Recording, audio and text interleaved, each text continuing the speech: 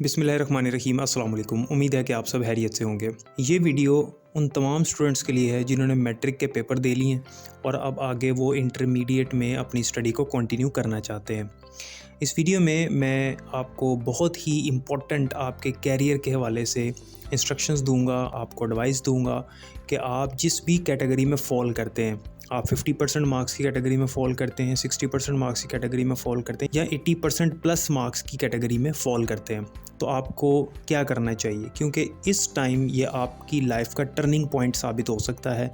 अगर आपने right decision right time पर ले लिया तो आपकी लाइफ अच्छी हो जाएगी और आगे आपको आसानियाँ आएंगी। लेकिन अगर आपने राइट टाइम पर रॉन्ग डिसीजन ले लिया तो आगे आपकी लाइफ जो है वो मुश्किल हो जाएगी। तो बहुत सारे स्टूडेंट्स इस टाइम इस कश्मकश में हैं कि हमें मैट्रिक के बाद आगे क्या करना चाहिए, हमारे पास कौन कौन से ऑप्शंस अवेलेबल हैं।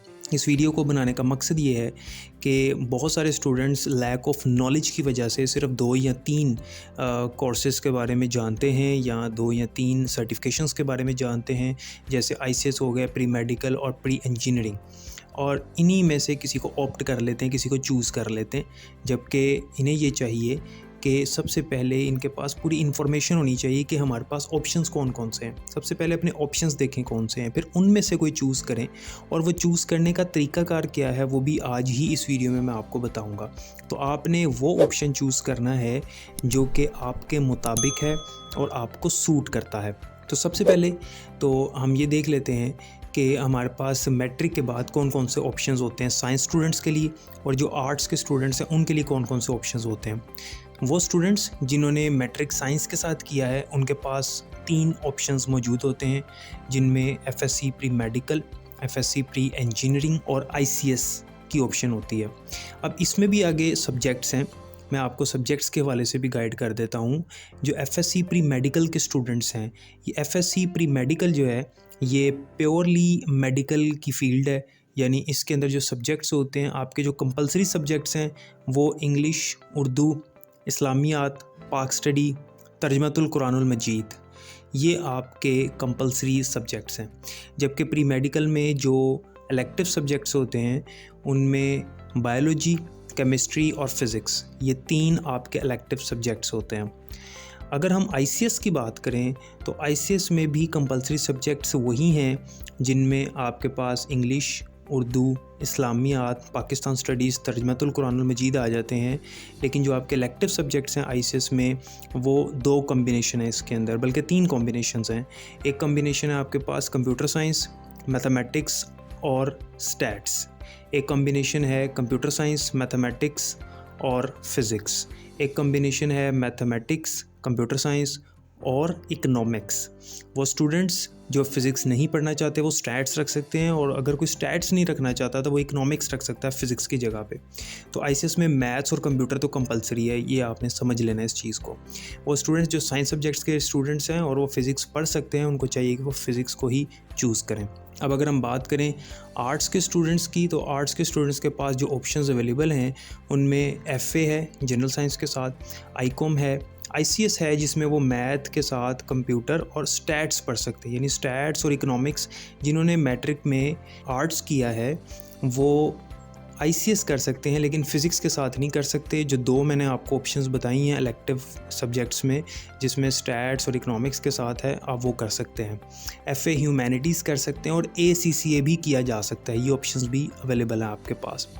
अब बात करते हैं उन स्टूडेंट्स की जिनके लो मार्क्स आते हैं, यानी वो स्टूडेंट्स जो 50% 60% की कैटेगरी में फ़ॉल करते हैं। उनके पास जो ऑप्शंस हैं, वैसे तो वो ये सब्जेक्ट्स रख सकते हैं जो भी मैंने आपको बताए हैं, लेकिन अगर वो पढ़ाई में कमज़ोर हैं और कुछ अच्छा करना चाहते हैं और अपनी पढ़ाई को कंटिन्यू करना चाहते हैं, तो उनके लिए एक डिप्लोमा है डीएई का। फिर मेडिकल टेक्नोलॉजी प्रोग्राम्स होते हैं, यानी मेडिकल के डिप्लोमास होते हैं। ये करने के बाद मुख्तलिफ़ हॉस्पिटल्स में अच्छी जॉब्स मिल जाती हैं। और इसके अलावा कंप्यूटर प्रोफेशनल डिप्लोमा प्रोग्राम्स होते हैं, जिनको करने के बाद आप आईटी के प्रोफेशनल बन सकते हैं। Technical and vocational training programs होते हैं। इसके अलावा diploma in homeopathic medical sciences होती हैं। ये जो मैंने आपको बताई है कैटेगरी लो मार्क्स वाले स्टूडेंट्स की, ये जो भी डिप्लोमास मैंने बताए हैं इनका ड्यूरेशन भी 2 साल तक होता है मैक्सिमम, कुछ का कम भी है, कुछ का थोड़ा सा ज़्यादा है। और ये हैं भी आसान, ईजी हैं, तो आप जो डल स्टूडेंट्स हैं वो इसको ईजीली कर सकते हैं। अब ये तो हो गए ऑप्शंस। अब हमें इनमें से कौन से प्रोग्राम्स को चूज़ करना चाहिए, कौन से प्रोग्राम्स को चूज़ नहीं करना चाहिए, अब ये इस चीज़ को आपने ज़रा समझ लेना है। आसान बात ये है कि आप अपना इंटरेस्ट देखें।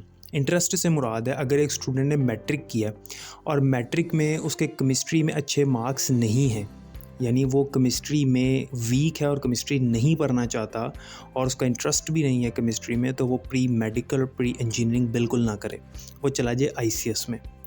इसी तरह से अगर कोई स्टूडेंट जो है वो मैट्रिक करता है और उसके केमिस्ट्री में तो अच्छे मार्क्स हैं, लेकिन वो बायोलॉजी में वीक है, तो फिर प्री मेडिकल वो ना करे। ये उसके इंटरेस्ट पे भी डिपेंड करता है। जाहिर सी बात, अगर एक स्टूडेंट का इंटरेस्ट है बायोलॉजी में तो उसके नंबर बायोलॉजी में अच्छे आने चाहिए थे, अच्छे नहीं आए इसका मतलब उसका इंटरेस्ट भी नहीं है। तो ये चीज़ ज़हन में रखिएगा कि आप पहले अपने मार्क्स देखें, अपनी कैटेगरी देखें और अपना एक्सपोजर देखें किस में ज़्यादा है।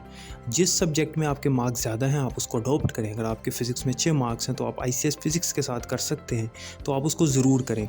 याद रखिएगा, वो फील्ड जिसमें आपको इंटरेस्ट नहीं है और आपने वो चूज़ कर ली है इसी स्टेज पे, तो आगे आपकी डिग्री प्रोग्राम और फिर सारा आपका जो है वो आपके लिए मुश्किल हो जाएगा। इवन कि जब आप जॉब कर रहे होंगे, अगर उस फील्ड में आपको जॉब भी मिल जाती है, आप जॉब भी कर रहे होंगे, तो आपको जॉब का मज़ा नहीं आएगा, आप वो काम दिल लगा कर नहीं करेंगे। आपके लिए आपकी जॉब आपका सर दर्द बन सकती है। तो इस चीज़ को ज़हन में रखिएगा कि आपको जो चीज़ पसंद है, जो सब्जेक्ट अच्छा लगता है उसमें जाइए। आपका जिसमें इंटरेस्ट है, बेशक वो एफएससी है, बेशक वो आईसीएस है, जो भी है आप उसको कर लें। आपका इंटरेस्ट होगा, आप उसमें कामयाब होंगे, तो आगे आपके लिए दरवाज़े खुले हुए हैं। ठीक है, उम्मीद है कि यहाँ तक आपको हर चीज़ समझ आ गई होगी। अगर किसी भी चीज़ के हवाले से कोई कन्फ्यूजन है तो आप कमेंट सेक्शन में मुझसे पूछ सकते हैं। I will be answering you. अपना बहुत ख्याल रखिएगा। अल्लाह हाफ़िज़।